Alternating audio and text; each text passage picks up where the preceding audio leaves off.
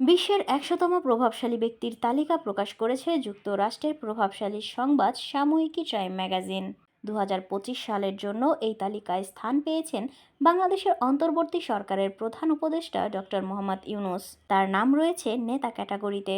এই একই তালিকায় রয়েছে যুক্তরাষ্ট্রের প্রেসিডেন্ট ডোনাল্ড ট্রাম্প, যুক্তরাজ্যের প্রধানমন্ত্রী কিয়ার স্টারমার, মেক্সিকোর প্রেসিডেন্ট ক্লাউডিয়া সেইনবাউম এবং বিশ্বের সর্বোচ্চ ধনী ব্যক্তি ইলন মাস্কের নাম।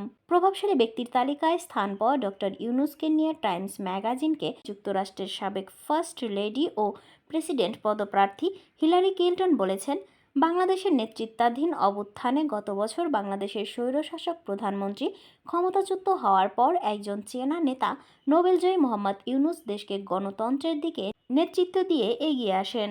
উল্লেখ্য, কয়েক দশক আগে ক্ষুদ্র ঋণের মাধ্যমে প্রান্তিক জনগোষ্ঠীকে ক্ষমতায়ন করতে ইউনূস বাংলাদেশের গ্রামীণ ব্যাংক প্রতিষ্ঠা করেন, যা কয়েক লাখ মানুষকে নিজস্ব ব্যবসা শুরু, তাদের পরিবারকে টিকিয়ে রাখতে এবং তাদের মর্যাদা পুনরুদ্ধার করতে সহায়তা করেছে।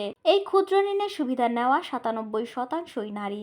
এরপর ডক্টর ইউনূসের সঙ্গে প্রথম সাক্ষাৎ ও তার সঙ্গে কাজ করা নিয়ে স্মৃতিচারণ করেন হিলারি ক্লিন্টন। তিনি আরও বলেন, এখন ডক্টর ইউনূস তার দেশের ডাকে আরেকবার সাড়া দিয়েছেন। তিনি বাংলাদেশকে নিপীড়নের ছায়া থেকে মুক্ত করতে নেতৃত্ব দিচ্ছেন, মানবাধিকার পুনঃপ্রতিষ্ঠা করছেন, জবাবদিহিতার দাবি জানাচ্ছেন এবং একটি ন্যায় বিচার ও মুক্ত সমাজের ভিত্তি স্থাপন করছেন। অভ্যুত্থানের মুখে গত ৫ই আগস্ট ক্ষমতা ছেড়ে পালিয়ে দিল্লি চলে যান শেখ হাসিনা।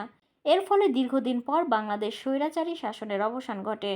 এরপর গত ৮ই আগস্ট অন্তর্বর্তীকালীন সরকারের প্রধান উপদেষ্টা হিসেবে শপথ নেন নোবেল বিজয়ী ব্যক্তিত্ব অধ্যাপক ডক্টর মোহাম্মদ ইউনূস এবং অপর ১৬ জন উপদেষ্টার মধ্যে ১৩ জন উপদেষ্টা। বঙ্গভবন দরবার হলে রাষ্ট্রপতি মোহাম্মদ শাহাবুদ্দিন তাদের শপথ বাক্য পাঠ করান। শপথ গ্রহণ শেষে অন্তর্বর্তীকালীন সরকারের প্রধান উপদেষ্টা ডক্টর মোহাম্মদ ইউনূস শপথনামায় স্বাক্ষর করেন।